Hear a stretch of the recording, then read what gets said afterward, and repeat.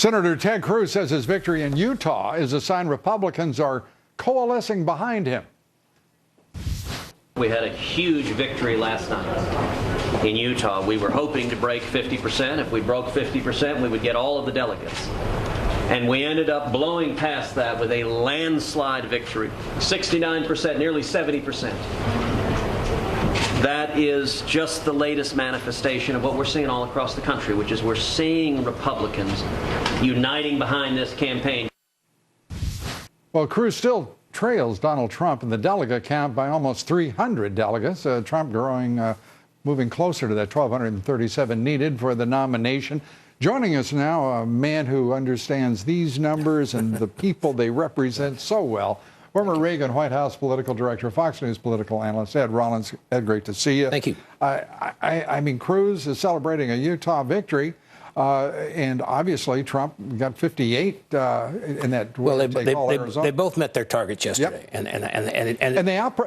and Trump, by the way, outperformed his polling. Well, I think the good news for both of them is they set out. Let me say, so did Cruz. More, I think. No, but they set out. They each knew the states they had to go, and that's why it really is.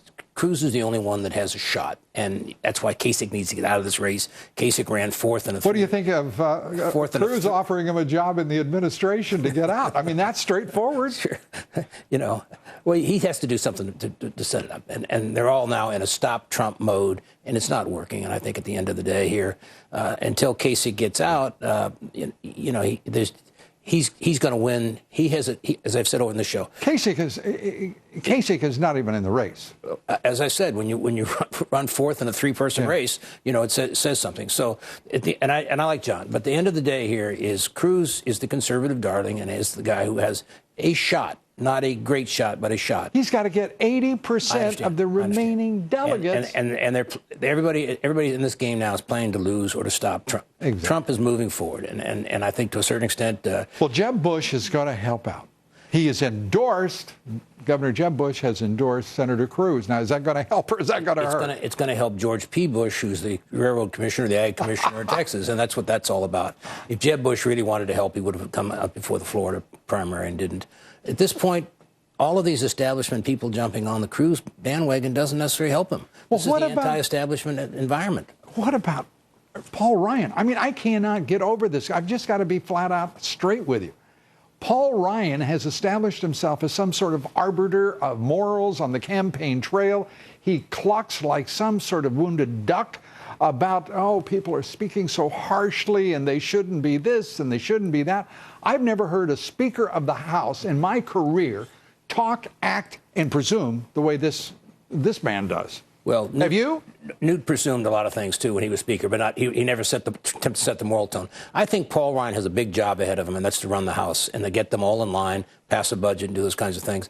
He needs to leave the presidential politics alone. We need to march forward because every time he jumps. See how you and I actually agree? No. You made it sound like we were arguing there for a minute. We weren't. No, we weren't. And he, he's got a big job. He's got to prove himself at this point in time, and he's got to get conservatives in line, and he hasn't done that yet. So my sense is let the presidential politics, let the voters choose who they want at the end of the day. Let's quit talking about the establishment, what have you. You're so right, and I salute you for saying it. But to actually hear the words, let the voters decide, like somebody's doing us a damn favor in the Republican Party by letting the grassroots, the rank and file, actually have an expression of will in the choice of the candidate. Voting in record numbers. I mean, and that's turning out and watch debates in record numbers, turning out to vote in record numbers, standing in line to vote, whether it's caucuses or primaries. We should be applauding that, and we should let the process run its course. And if Donald Trump ends up being the nominee of our party, let's go support him and try and get him elected. One of the most tawdry, I think, appalling examples of a super PAC, led by none other than Liz Mayer, the founder of Make America Awesome super PAC. She was a former online communications director at the RNC, by the way, as well. Katie Packer as well. Liz Mayer went out and tweeted, "At real Donald Trump, hi Donald, you're really upset about that ad, which featured a photo shoot of his wife from, I don't know, years ago. It was Make America Awesome's ad, not Ted Cruz's, suggesting that he not hold Ted Cruz responsible." Isn't that absurd? Yes, it is. It's absurd, and it basically, wives and children ought to be off limits. And you would think. You would think. And I think to a certain extent, that only enhances the people who are Trump supporters, who are angry at what's going on in the establishment. And you run something like this, it just... Why are we seeing so much ignorance out of the establishment, out of Mitt Romney, who was Mr. Clean until this year? It's hard once you've had the bit in your mouth and you don't win to think that you can't step right up to the stable and start where you left off. And Mitt is a forgotten figure at this point in time. So yeah, that ticket, those two people on that ticket, Mitt Romney and Paul Ryan, they're desperately searching for something.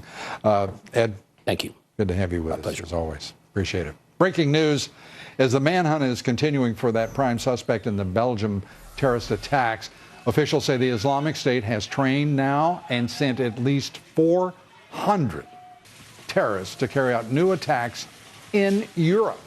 The network of semi-autonomous terrorist cells shows the Islamic State is extending its reach into Europe further as it loses some ground in Syria and Iraq. Officials tonight also saying the Islamic State is deploying terrorist cells like the ones that struck Brussels and Paris, and their orders are to choose the time, place, and method for maximum damage and carnage in Europe.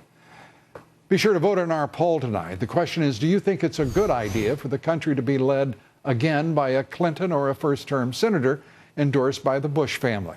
We're just asking. Just asking. Please cast your vote at LouDobbs.com. I'd like to have a little fun here. Time to